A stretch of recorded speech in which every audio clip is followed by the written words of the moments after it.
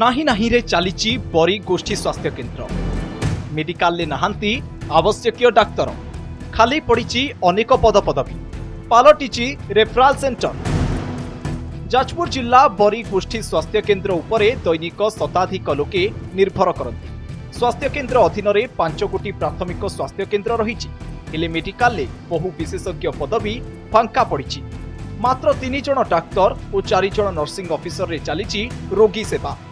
ଫଳରେ ରୋଗୀମାନେ ବହୁ ଅସୁବିଧାର ସମ୍ମୁଖୀନ ହେଉଛନ୍ତି।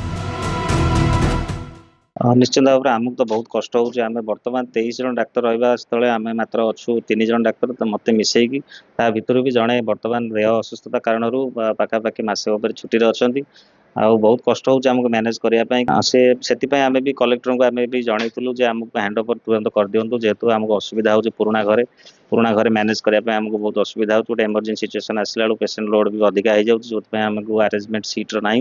पूर्वतन मुख्यमंत्री पैसा सांक्शन करथिले हम एमएलए प्रचेष्टा पैसा आसिक इंफ्रास्ट्रक्चर कंप्लीट होती 90% कंप्लीट होती किंतु तार जो प्रकार इंफ्रास्ट्रक्चर हो गले तो हेनी तार जो आनुषंगिक जिनिस किछि सरकार एपर्यंत बुझेनी किंतु एठी रोगी मरुचंदी किंतु सरकार ए लोकंक सरकार कहउतुआ बीजेपी सरकार एपर्यंत आ प्रति दृष्टि दौनी।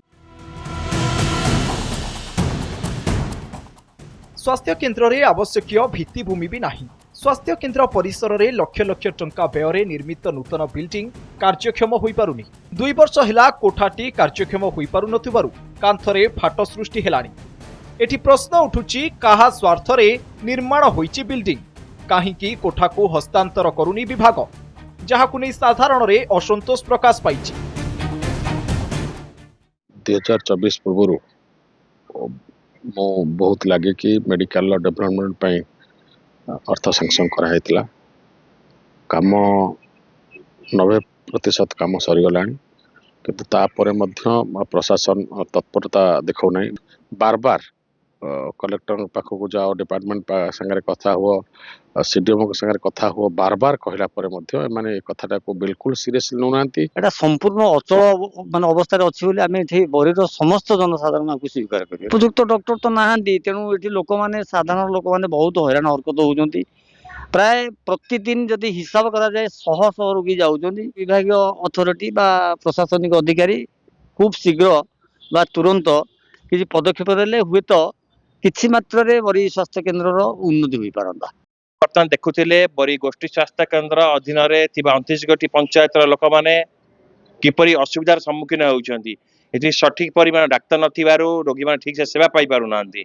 आमे ए नै गोष्ठी स्वास्थ्य अधिकारी सहित कथबार्ता मध्य करिदेलु जे ताका प्रतिकार कोन केला आपण माने सुनुथिले। तो देखिया को बाकी रहिला गोष्ठी स्वास्थ्य केन्द्र परिसर रे थिबा नूतन गृह केबे उन्मोचित होउची एवं बरी गोष्ठी स्वास्थ्य केन्द्र केबे सठिक परिमाण डाक्तर दिया जाउची। जाजपुर बरीरु स्नेहांशु शेखर महांती, नंदीघोष टीवी।